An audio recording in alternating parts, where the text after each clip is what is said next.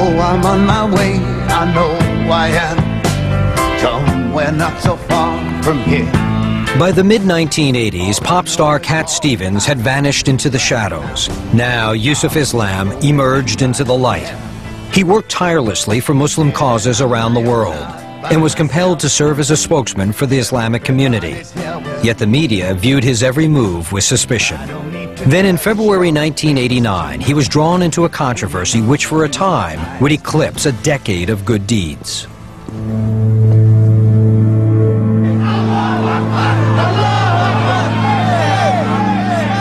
When British author Salman Rushdie was about to publish his novel, The Satanic Verses, it caused an outrage in Muslim communities around the world. They alleged that the author committed blasphemy by insulting God and his prophets.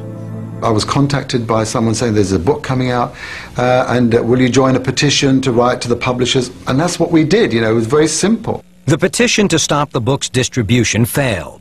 Then the already volatile situation was ignited. Iran's Islamic leader, the Ayatollah Khomeini, issued a judgment or a fatwa calling for the death of Salman Rushdie.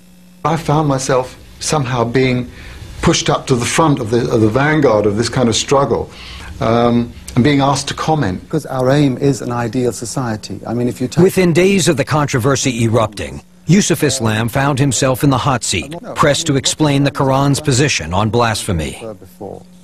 Yusuf, a recent convert, said, like the Bible, the Quran states that blasphemy is a capital offense. I'd done enough studying at that point to be able to actually sort of more or less quote, you know, chapter and verse and the commentary of religious texts based on the Quran, of which there are different opinions. But I said, well, yeah, it says this.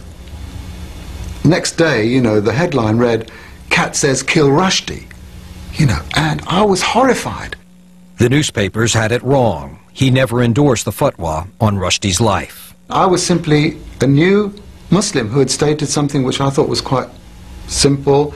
And if you were to ask a Bible student, you know, what the Ten Commandments were, you would expect him to read that and you wouldn't blame him for that. Appalled by the media's distortion of his comments, Yusuf immediately released a statement to clarify his position. It read, "That is not to say I am encouraging people to break the law or take it into their own hands. Far from it." It went on to say, "Under Islamic law, Muslims are bound to keep within the limits of the law of the country in which they live, providing that it does not restrict the freedom to worship and serve God and fulfill their basic religious duties." I think I was a little bit naive many times. Perhaps I should have thought a little bit more before answering. But then again, you know, I was expecting that people had good intentions, but it's not like that. In the end, few in the media paid attention to his attempts to set the record straight. There are no words I can use, because the meaning still leaves for you to choose. Yusuf Islam's reputation was seriously tarnished by the controversy. Some shops advised their customers to stop buying Cat Stevens records, and one American DJ even destroyed them. Driving a steamroller over my records, and I thought, strange thing to do, you know. The most unfortunate thing about this whole episode was, I suppose, the way in which it separated me from my fans and from those people who had appreciated my words and my life and my journey. He had to pay the price. From suddenly being the star, he had to become the anti-star. As a result, he had to be the sort of reviled one almost. It just had to happen. When I realized what was happening, I felt there was a time to get proactive. It became obvious that we can't just let others talk about what we believe.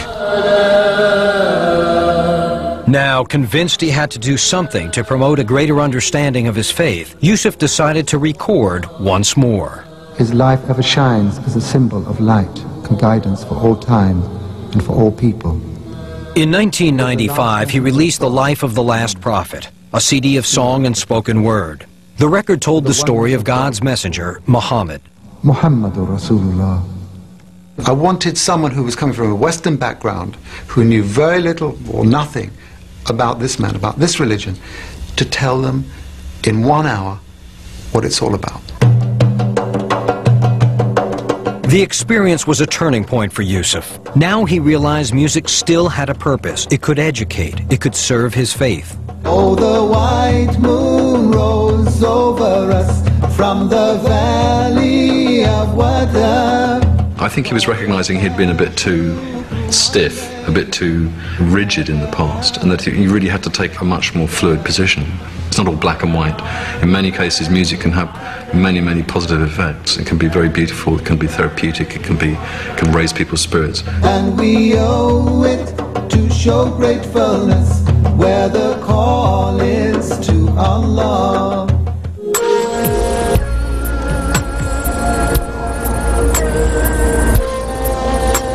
If Yusuf had any question that music could again play an important role in his life, he would find his answer under the harshest of circumstances. Fierce fighting has erupted in Bosnia. There are said to be an enormous number of casualties in Sarajevo. Sarajevo is confused and catastrophic. In the early 90s, the world woke up, slowly and belatedly, to the brutal conflict that was being waged in the former Yugoslavia. The battle lines were drawn along ethnic and religious lines. It's unimaginable to see how some human beings behave, with blind prejudice. Here it was, in the middle of Europe, the end of the 20th century, another genocide taking place.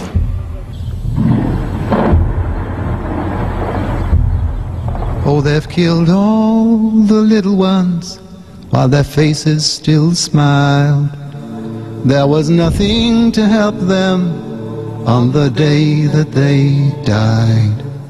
No longer to laugh, no longer to be a child.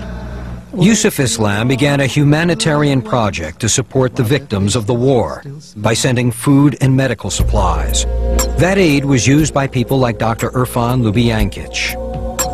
Dr. Ljubijankić, who also served as Bosnia's foreign minister, traveled to England on a diplomatic mission in 1995. While in London, he visited Yusuf to thank him for his efforts. I was really honored that he, as a doctor, as a symbol in a way of the defiance and the strength of the Bosnian nation, how he as a doctor had worked selflessly in the basement of Sarajevo, helping put together broken limbs and shot off, arms and legs. And this man, to me, was a brave man. Before he returned to Sarajevo, Dr. Ljubijankić gave Yusuf Islam a gift. A tape of a song he'd written about the enduring spirit of the Bosnian people. Just 3 months later, Yusuf received horrible news. Dr. Ljubijankić was killed when his helicopter was shot out of the sky. And I remember walking into his office the day he'd heard this news, and he looked, palpably shocked. That was the moment when I realized that the song he left me was something that I had to now do something with. I have no candles at war, but I have faith in God and love. The song was called I Have No Cannons That Roar and became the title track of an album of contemporary and traditional Bosnian music produced and financed by Yusuf Islam. And I surrender you to no one else, my mother, Bosnia, my love. To the Western ear, they do sound a bit strange when you first hear them. But so I think Yusuf kind of picked up on that and realized that actually making a record like this was more just to raise awareness. And Yusuf didn't stop with the record. On November 15th, 1997, he drew world attention to the plight of the Bosnian people by stepping onto a Sarajevo stage. That night, in front of 10,000 survivors, he celebrated the spirit of their culture by giving his first live performance in nearly 2 decades. Habib Allah, Nabi Allah, Shafi Allah. Facing an audience again after 17 years wasn't particularly easy, but at the same time, because I had this wonderful support of people whose spirits were so strong and so vital, it lifted me.